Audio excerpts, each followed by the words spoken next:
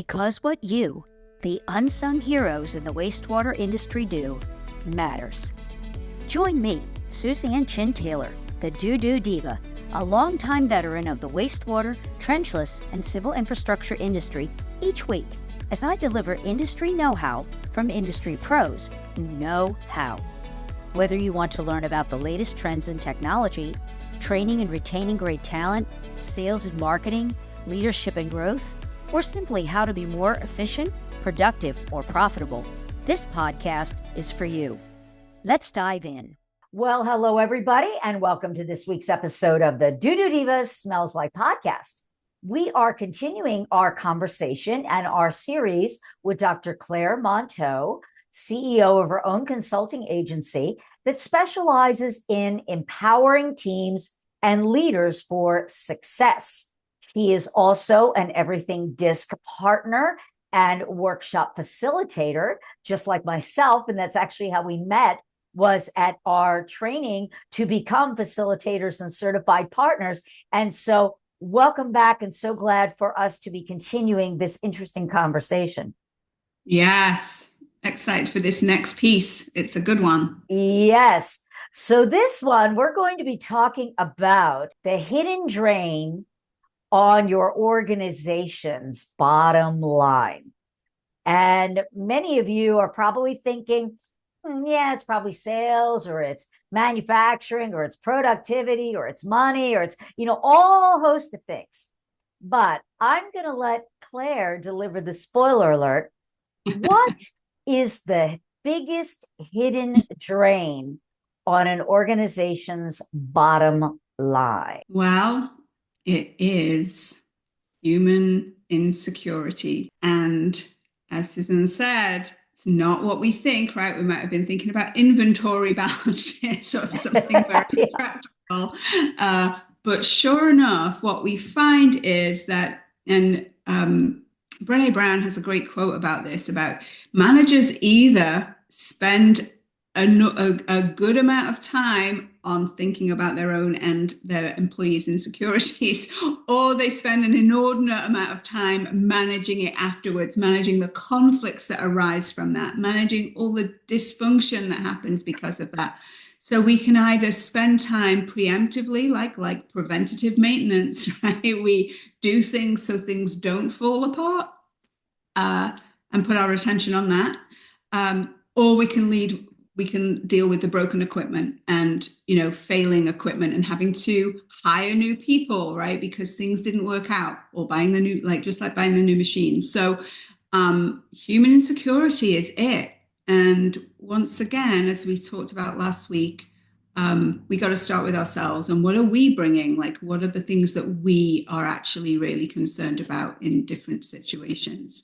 And that's where we've got to start. Well, when we talk about human insecurity, people think, well, I'm not an insecure person. I don't have any insecurity. Yes, you do. We are all born with it. It is hardwired into our systems, whether we like it or not, way back from the time of the first, caveman. And the reason that we have it, it's a survival instinct. It's hardwired. It's that, fight or flight, that because of that insecurity, it kept us alive, of being able to sense what we were afraid of and what we felt good about. And so at work, we all show up with it. And so if you're a manager, you're dealing with your own, plus, like you were saying, you're dealing with everybody else's around you. And one of the things about it is that the way it impacts the bottom line is when people feel insecure, they won't communicate.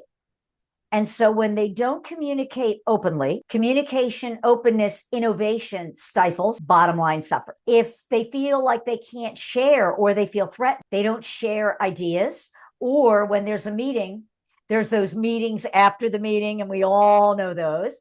And so then there becomes gossip, there becomes that fear, bottom line suffers. So it really or like you were saying, having to replace the system starts to break down, because if you're insecure, it leads back to that trust. I can't trust him or her, or I don't understand him or her. They don't get me. People don't work well together. And when the teams break down, what happens? Productivity sinks and the bottom line suffers. So we're going to get into now what is a really powerful tool, and I want to bring this to the forefront, that can help with that. And that, one of my favorites, and it's something that we both use, is profiles in the workplace. And I'm going to let you explain how profiles and understanding our stressors and motivators can eradicate that human insecurity to create that environment, as we talked in the last episode, that environment of trust, which is the key foundation for building healthy, productive organizations. And you're not going to ever get rid of it totally, but helping to shore up to eradicate or mitigate that hidden drain. Yes, great. So, right, once again, if you did have that moment of thinking like, yeah, I'm not really insecure, I can see everyone else's insecurities, right? Yeah, there you go. There you go. Not me. Just take a moment and think like, what do you care about the most? And it might be for you that it's a deadline, right? I want to make sure that everything gets done, and I want to drive, and that's the most important thing, right? Or you might have something where you're like, I really want to make sure that everything we do is done really well, like high level, like high quality. And what's driving some of that as well is this insecurity of what happens when you do something that doesn't feel of high quality. It's a fear that's driving that. Like, and if I don't hit a deadline, right? If I don't think I'm going to get things done like on time, that's an insecurity that probably comes up around that. So we all have them, and they drive our behavior, and it can be really effective. Like, it can be a very effective driver of behavior often. And like many things, there's a downside, right? Mm-hmm. We become very focused on that one thing often. And that's when conflict often happens, is when those things are different from each other. And when we're operating primarily from that insecurity of, you know, I'm only respected when I hit timelines, or that's how I respect myself, or right. Getting things right is like the most important thing, and that's like the only thing I can think about.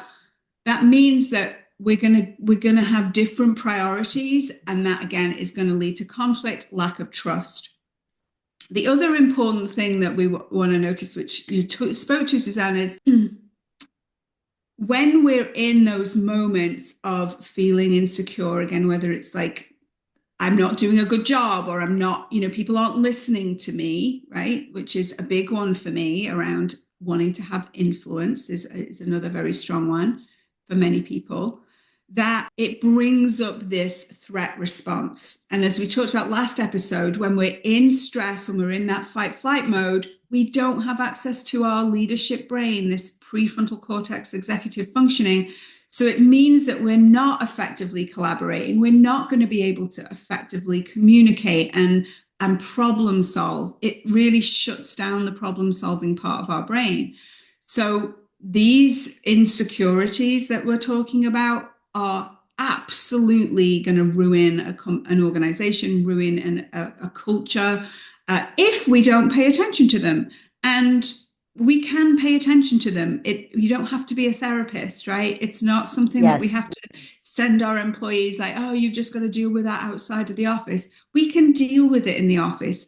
And we just, again, need to build trust. And everything DISC workplaces we're talking about here is a really effective way of doing that. It's a shortcut into helping people understand each other's insecurities. And when we can come to conversations with that much better awareness of ourselves and awareness of what other people are afraid of, fearful of, it takes that personal, the feeling of that things are personal out of it, it gives us language to talk about these challenges, and it builds, it builds trust. And trust is where everything starts, and once that language is shared through the DISC tool especially, it helps people understand themselves and understand the differences between them, and helps us then be able to reach each other in different ways to have really effective teams and improve our productivity. You said a key word that made me think of this when it's related to DISC, is taking things so personal is that, that I just kind of wanted to explain a little bit, maybe you can. In the DISC model, we've got 4 personality types, and each of us have things that are in all 4 of those quadrants. But as humans, we have one particular thing that stands out as our dominant, that drives the things that stress us, why they stress us, what motivates us, and also how we communicate with others and how we receive communication from one another. And so you've got your D, which is dominance. You've got your I, which is influence. You have your S, which is steadiness, and your C, that is conscientious. And so you were saying earlier, that driver, meeting that deadline, being an influencer, being seen, steadiness, that everybody wants, they want a calm environment. They want to make sure everybody's happy. And then you were saying earlier about doing everything right is that conscientious person that, oh gosh, if that, accountants, if I don't dot every I and cross every T, then I'm not doing a good job. And so to that, sometimes when you open up a facilitation, you have 2 people that don't understand because they're not recognizing how each other really show up in the world. Yes. And how, I'll just share very quickly, and then I want you to share maybe an example. I did a facilitation in a contracting firm that was out in the oil fields, dangerous work, high pressure work. And there was a woman in the office that was full of great ideas, and she was what we call a high I. I'm a high I, so I can identify with this. She loves to tell stories, comes up with great ideas, that verbal that spills out. The owner of the company is an extremely high D. He is just the facts man. He wants to get to the point, but he's a driver. She would come to him with great ideas, and he honestly, he wanted to hear it, but physically and mentally, he didn't have the capacity to take it in and absorb it, and it would frustrate him. So, not meaning to be mean, but he would shut her down. So what happens? She feels cutting me off. He doesn't value me. He doesn't think my ideas are good. He doesn't have time for me. And she goes off. So over time, she began to have all these great ideas, but never wanted to bring them to him because she didn't like the feeling that it gave her to be cut off and shortened, that felt like, oh, he doesn't like what I have to say. But the funny thing is nothing could have been further from the truth, because to him, she was one of his best employees. He valued her more than anybody, but he just couldn't take it in the way she was bringing it to him. So in a facilitation, she was about ready to leave the company. And we're talking about conflict. And she was sharing how, when he did that, how it made her feel, and that she wanted to leave the company because she didn't think that he thought she was smart. This big, leather neck, gruff as all get out. Big guy, like a linebacker. He was like 6'3". He broke down in that facilitation and started to cry. Nobody in the room knew what to do, for him crying.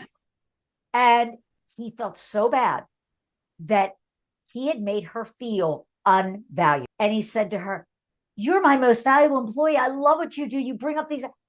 And then she understood she needed to get out what I call that verbal diarrhea, not getting crude here, with someone else that could take it on to help her get it down to the bullet points. And then she could take it to him in short form so that he could hear it. And at the end of that, the 2 of them, like, he hugged her and they were both crying. And she says, "Okay, I'm not going to." But this is what happens in an organization if we don't understand how the other person is reacting to how we're communicating back.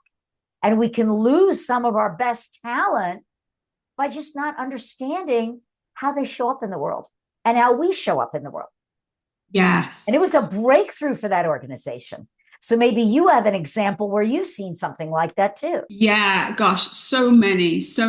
I feel like every single training I do, the biggest thing people get is this moment of, I didn't know other people struggled with different things than I did, right? We see the world through our own lens. We know what's hard for us. We know what's tough for us. We know what's challenging for us. We know what we're good at. And when we see someone do something like a behavior that maybe isn't what we would do. So in your example, right, this woman is seeing someone shut her down, which is the last thing she would do because she values ideas so much. We see that behavior and we think it means something bad about someone, right? We see someone speaking up at a meeting and we think, well, I wouldn't do that. So that means that they're the only one that thinks, they think everything's about them. They think they're the only ones with good ideas, for example. And we start making decisions about that person because of that. When the truth is, there's just different things motivating behavior. And once we can start to really recognize that, right, what's motivating their behavior, what's motivating my behavior, that gives us a place to start recognizing each other, recognize each other for our strengths. But this idea of seeing what's difficult for people, like what those insecurities are, is a game changer. So when we start to recognize that what's driving a D behavior, for example, or this dominant behavior that so many people struggle with, what's driving that behavior is this fear of failure, fear of not getting everything done on time, hitting results. Like there's a fear of something there. And when we can start to see that, again, each style has all fear failure, but we fear failing in different ways. For D's, it's about failing deadlines, like not hitting deadlines, not hitting timelines. For I's, it's about not having influence, right? Failing in like, I didn't have the impact I wanted to have. I didn't have the influence, hence the being shut down by criticism or being, not having their ideas heard.